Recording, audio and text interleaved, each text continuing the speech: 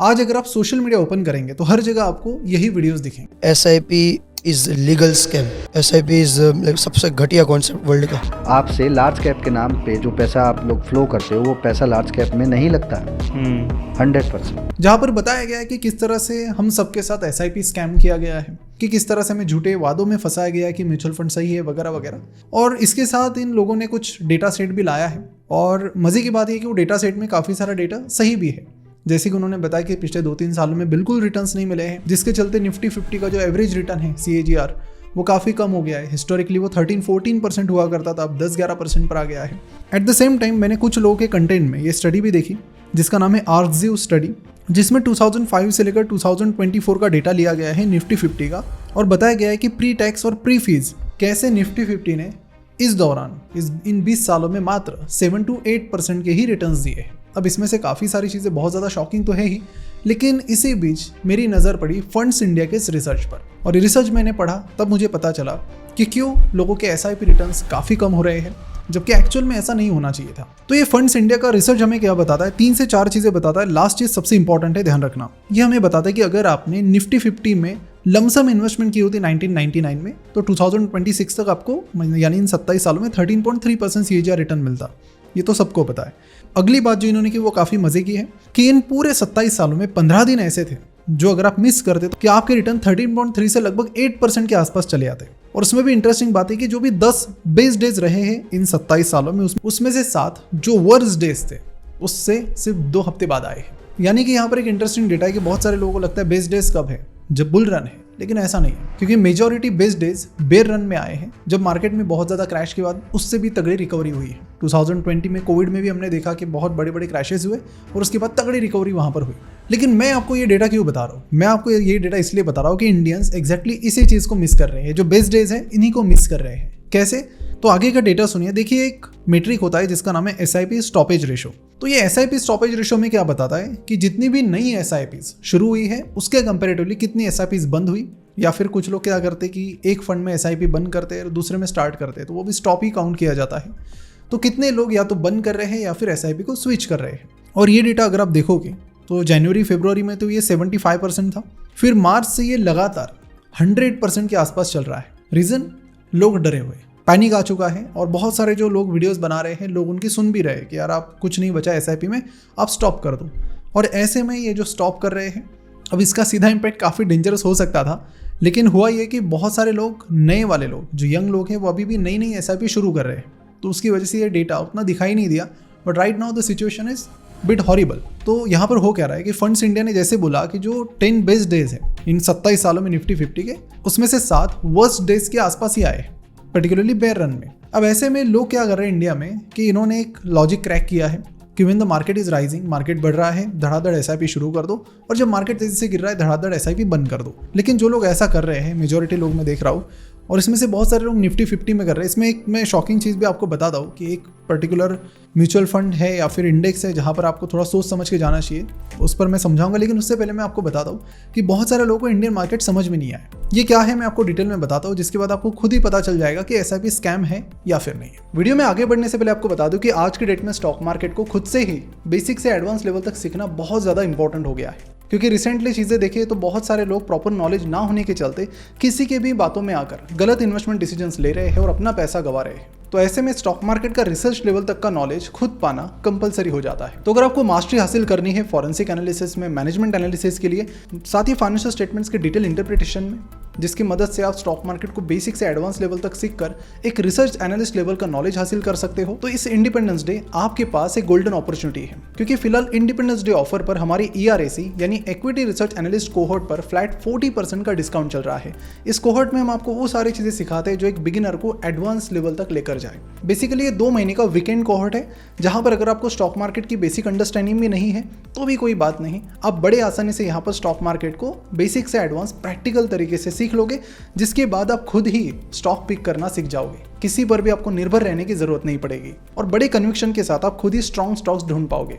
अब बहुत सी बार होता है कि हम अच्छे स्टॉक्स तो ढूंढ लेते हैं, लेकिन कन्विक्शन ना होने की वजह से हम उसे खरीद नहीं पाते। ऐसा इसलिए होता है क्योंकि रिसर्च में कहीं ना कहीं कमी रह जाती है और वो कमी आपकी यहाँ पर पूरी हो जाएगी। तो शेयर मार्केट इन्वेस्टिंग में मास्टरी हासिल करने वाली इस अपॉर्चुनिटी को बिल्कुल भी मिस मत कीजिए। इसकी ऑफर लिंक आपको नीचे डिस्क्रिप्शन और कमेंट बॉक्स में मिल जाएगी। So see you there in equity research analyst cohort. और हाँ, इस ऑफर के बस आखिरी 3 दिन बाकी है, तो किसी भी हालत में इस ऑफर को बिल्कुल भी मिस मत कीजिए क्योंकि ये ऑफर आपको बाद में कभी नहीं मिलेगी। अब देखिए, बात है 1992 की, हर्षद मेहता स्कैम की।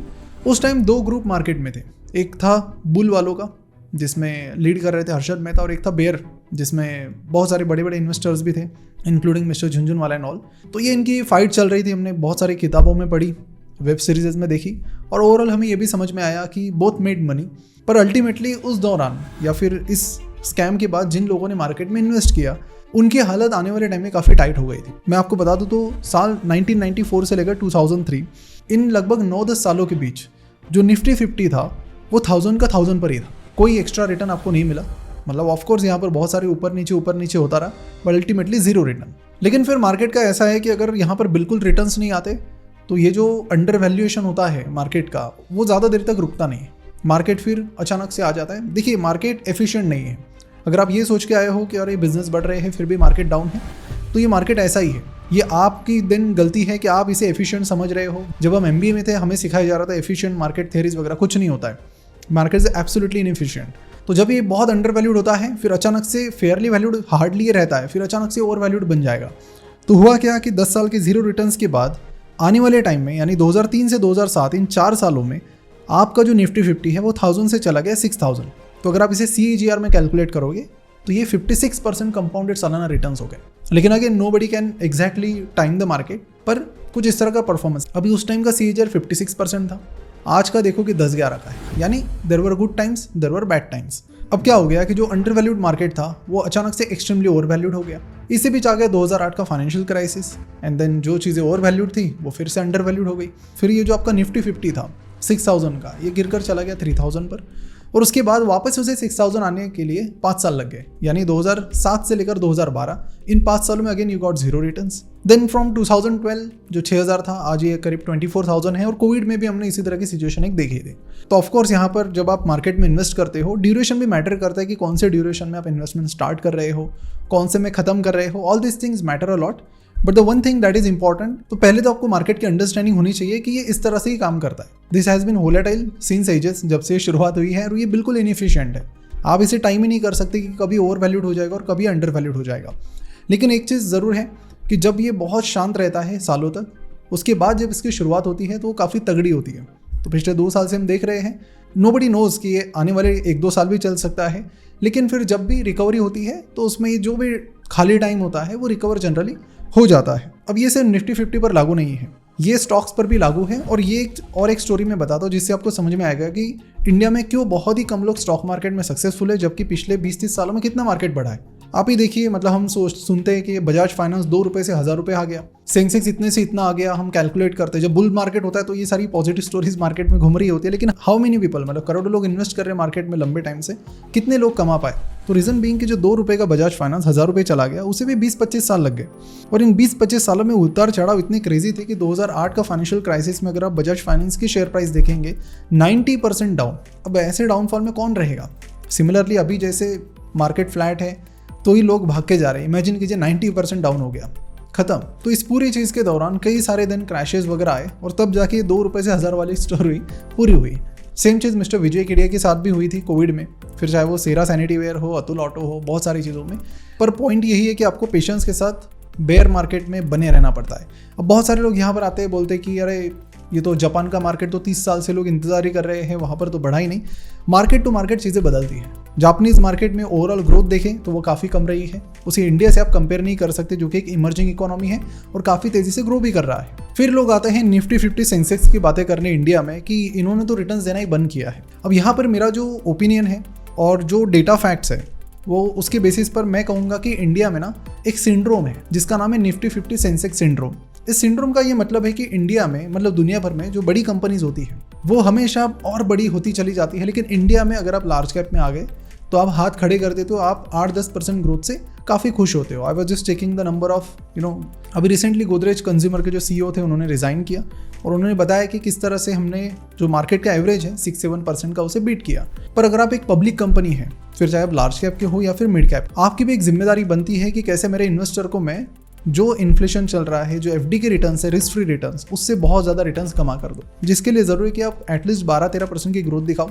ये सारी चीज़ें पॉसिबल होती है जब ये कंपनीज मिड कैप होती है, लेकिन जैसे ये लार्ज कैप में चली जाती है इनकी ग्रोथ काफ़ी स्लो डाउन हो जाती है। मुझे अलग से बताने की ज़रूरत नहीं, क्योंकि पहले भी मैं बोल चुका हूँ कि बैंकिंग सेक्टर ले लो, IT सेक्टर ले लो, उसके बाद FMCG सेक्टर ले लो, ये बहुत भारी मात्रा में कंट्रीब्यूट करते हैं इंडिया के सेंसेक्स में, निफ्टी 50 में। और इनकी अगर आप ग्रोथ देखोगे कोई किसी भी पैरामीटर से, तो आपको पता चलेगा कि जिस हिसाब से ग्रोथ है, तो ये निफ्टी 50 के रिटर्न्स मुझे नहीं लगता कि बहुत लंबे टाइम में काफ़ी कुछ इंप्रूव होकर कुछ 15% होंगे या फिर 18% होंगे, क्योंकि पहले के ज़माने में और आज के ज़माने में भी फ़र्क भी आ गया है। पहले ऐसा था कि ठीक है, आपको बिजनेस बढ़ाना है, 2 फैक्ट्रीज और लगाओ, काम बन जाएगा।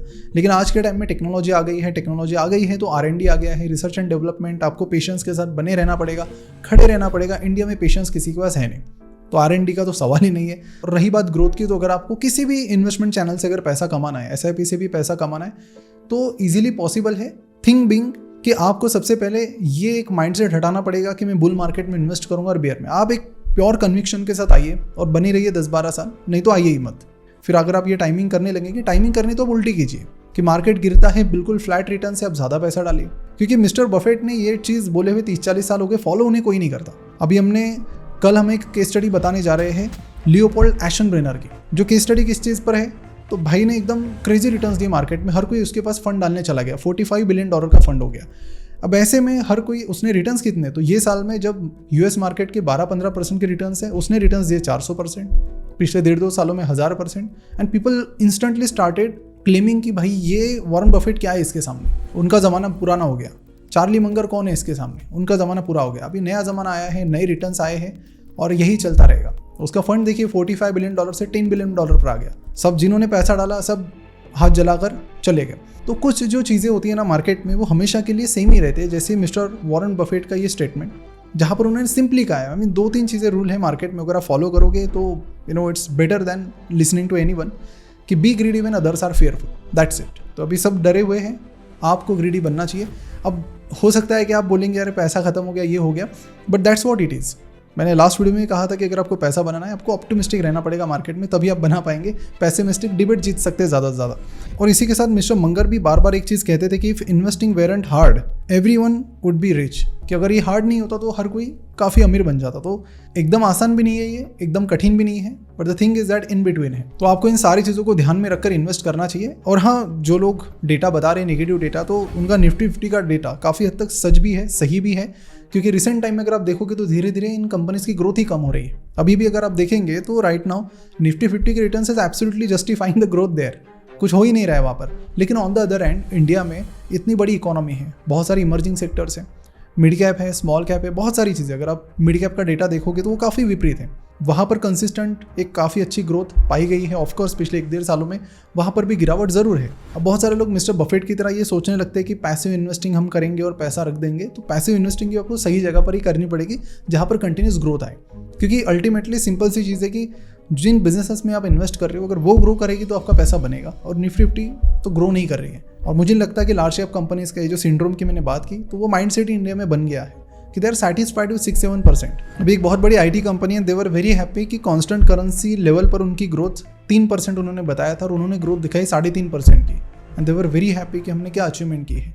अब वो तो भला उनका और उनके सेक्टर का कि करेंसी बहुत तेज़ी से गिर रही है। अदरवाइज जिस करेंसी फॉल की वजह से ये 3.5% के रिटर्न्स लोगों को नहीं दिख रहे हैं, उनको रिटर्न दिख रहे हैं 10-12% के। लेकिन जिस किसी साल करेंसी नहीं गिरी एक आध साल, तो जाके ये रियल नंबर जब सामने आएंगे तो लोगों की आंखें और खुल जाएगी। तो कंक्लूजन में बता दूं कि इस वीडियो को बनाने का मेरा एक ही मकसद था कि बहुत सारे लोग पहले डिसीजन ले लेते हैं SIP शुरू करने का, फिर किसी की सुनते हैं बंद कर देते। तो मेरा यही कहना है कि आप शुरुआत करनी है 10-12 पूरे कन्विक्शन के साथ कर लो, 4 चीज़ें देख लो, ये सब कर लो, एक बार आपका माइंडसेट बने तो ही करो। लेकिन जब करो तो स्टॉप मत करो, अदरवाइज आपकी कंपाउंडिंग की साइकिल नहीं बन पाएगी और वो पैसा डाल के कोई फायदा ही नहीं, बेसिकली वेस्ट योर मनी। अब देखिए, बुल मार्केट में मोटिवेशन देने वाला आपको 50 मिलेंगे। मैंने सोचा कि बेयर मार्केट चल रहा है तो कोई ना कोई होना चाहिए जो आपको मोटिवेट करे, क्योंकि इसी मार्केट में एक्चुअल में पैसा बनता है। 4 लोग आकर मुझे भी कहेंगे कि अरे आप बोल रहे हो मार्केट में कुछ नहीं है, कुछ नहीं हो रहा है, इन्वेस्ट करो। लेकिन आप हिस्ट्री में जाकर देखिए, जो भी डेटा आप देखेंगे the people who made crazy money, उन सब ने बेयर रन में ही पैसा बनाया जब डिस्काउंट पे उन्हें चीज़ें मिली है। कल वाले वीडियो में एक केस स्टडी है सीटाडेल की, कैसे ये जो पूरा यूएस में जो भी थोड़ा बहुत क्रैश आ गया उसका फ़ायदा सीटाडेल ने लिया है, वो आप देख लेना, उससे पता चलेगा आपको कि जो बड़े बड़े हेज फंड्स बने हैं, इन्वेस्टमेंट कंपनीज बनी हैं, ज़्यादातर बेयर रन में शुरू हुई है और बेयर रन में उन्होंने कुछ क्रेजी इन्वेस्टमेंट्स की है। और सिंपली जाते थे एक ही चीज़ कहूँगा कि सिंपली आपको एसआईपी को टाइम करना ही है। तो आप सिंपली डबल डाउन कीजिए जब मार्केट फ्लैट हो, डबल डाउन कीजिए जब मार्केट गिर रहा हो, जब बढ़ रहा हो तो तब थोड़ी आप कम कर सकते हो अमाउंट। इतनी सिंपल सी चीज़ आप कीजिए, कोई एग्जैक्ट वैल्यूएशन फॉर्मूला निकालने की ज़रूरत नहीं है। और जब भी आप इन्वेस्टमेंट करो मार्केट में, try to have better knowledge and understanding, और बीच में जो कमीशन वगैरह होते हैं, एजेंट्स होते हैं, उन्हें भी आप बाईपास करने की कोशिश करो, क्योंकि 1-1, 1.5% बहुत ज़्यादा मैटर करता है जब मार्केट ऑलरेडी ठीक ठाक परफॉर्म नहीं कर रहा होता। अब सीधी सी बात है कि स्टॉक पिक करना थोड़ा टफ ज़रूर हो सकता है। अब हमारे इक्विटी से एनालिस्ट कोड में हमने उसे काफ़ी आसान भी कर दिया ताकि आप खुद ही पिक कर सकते हो, लेकिन म्यूचुअल फंड पिक करना उतना कुछ टफ नहीं है, आप इजीली कर सकते हो। 2-4 घंटे का थोड़ा स्टडी कर लोगे और ऐसा अगर आप प्रैक्टिस करोगे 1-2 साल तो हो जाता है। और हाँ, आपको बहुत सारे डेटाबेसेस ऐसे भी मिलेंगे सोशल मीडिया पर जो आपको बताएंगे देखो रिटर्न्स कितने खराब हुए। तो मैं आपको सिंपली एक एग्जांपल बताता हूँ कि पराग पारिक का फ्लेक्सी कैप म्यूचुअल फंड है, इसका 1 साल का रिटर्न सिर्फ 2% का है अभी, लेकिन ये एक ऐसा फंड है जिसने कंसिस्टेंटली काफ़ी अच्छा परफॉर्म किया है। अभी 2 साल पहले अगर आप इसके 5 साल का रिटर्न अगर आप देखते हैं इसका CAGR return, it was 18 to 19%। आज अगर आप जाकर इसके रिटर्न्स देख रहे हो सो दैट जस्ट 13%, 5 साल का है। तो ये 5% का CAGR रिटर्न्स का डिफरेंस आ गया। क्यों? क्योंकि ये 2 साल में मार्केट खराब हो गई। तो ऐसे में अगर आप सिलेक्टिव डेटा के बेसिस पर एनालिसिस करोगे तो लिखने वाला इसे किसी भी डायरेक्शन में स्विच कर सकता है। तो ये आपको देखना है कि मार्केट हमेशा से, it's not like straight line, ये हमेशा से ऊपर नीचे जाता रहता है। और ये आपको समझना पड़ेगा कि जो हमेशा से 18-19 दिखेगा वो 18-19 नहीं रहेगा, वो बेस्ट केस था। वर्स्ट केस में कितना आ रहा है? तो 12-13 आ रहा है। तो जनरल केस में वो 15-16 आएगा मेरे हिसाब से, as far as flexi cap funds are concern. तो बस फिलहाल के लिए मेरा इतना ही था कि अगर आपने एसआईपी शुरू की है तो प्लीज़ आप इसे स्टॉप मत कीजिए। हाँ, अगर किसी फंड में आपने इन्वेस्ट किया है, आपको लगता है आपने गलती की है, तो may be you can switch, but don't stop right now. Right now is not a time of stopping the SIP. हाँ ठीक है, अगर आप बुल की पिक में करते हो स्टॉप तो एक बार समझने वाली बात है, और ये कोई समझदारी वाली बात है नहीं।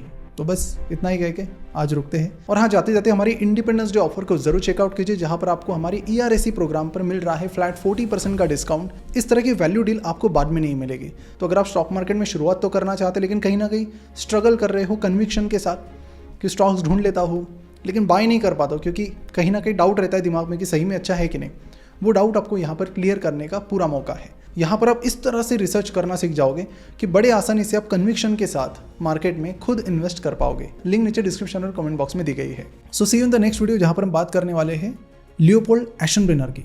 अमेजिंग इंटेलिजेंट गाय, बहुत तगड़ा ट्रैक रिकॉर्ड था अकेडमिक वाइज, लेकिन जो कुछ हो गया वो मिरेकल से कम नहीं था एंड काफ़ी अनफॉर्चुनेट इंसिडेंसेस भी उसके साथ हुए। सारी चीज़ें डिटेल में बात करेंगे। एक गलती की, बहुत सारे लोगों को लगता है कि मार्केट क्रैश हुआ इस वजह से फेल हुआ फंड, नहीं, कारण उसने खुद की हुई एक गलती थी जिसकी वजह से इन्वेस्टर का पैसा पूरी तरह से गायब हो गया। So see you in the next video.